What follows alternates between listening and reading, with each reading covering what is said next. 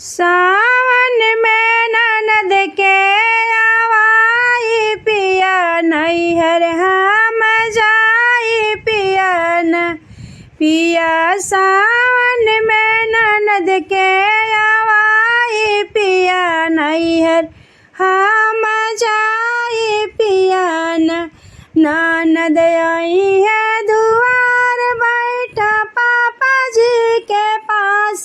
ननद आवेली दुआर बैठा पापा जी के पास। पापा के कनवा भर के हरदम झगड़ा लगावा पिया हमसे ना सहाय पियन।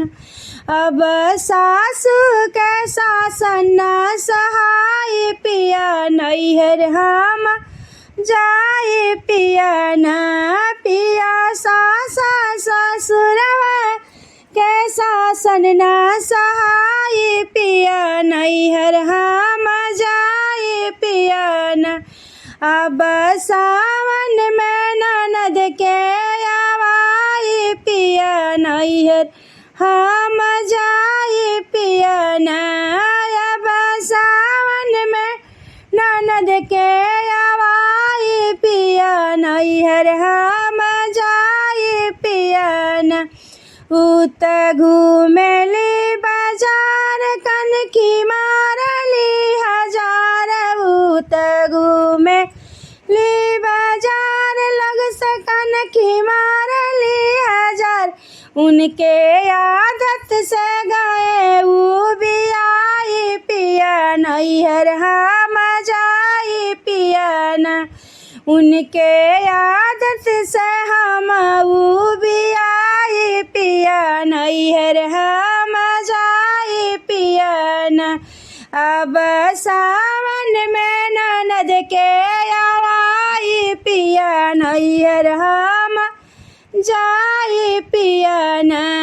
अब सावन में ननद के आवाई पिया नैहर हम जाई पिया न। दिन भर खाना हम बनाई त हुक्म चलावा। दिन भर खानवा बनाई त बैठी बैठी खाली पिया खटिया बैठ के ही हुक्म चलावा पिया हम नैहर जाए पिया न। पिया खटिया बैठ बैठी हुक्म चलावा पिया हमसे ना सहाय पिया न।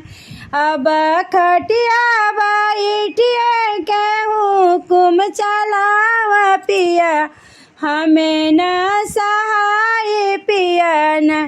पिया सावन में ननद के आवाई पिया हम नैहर जाए पिया न। पिया सावन में ननद के आवाई पिया हम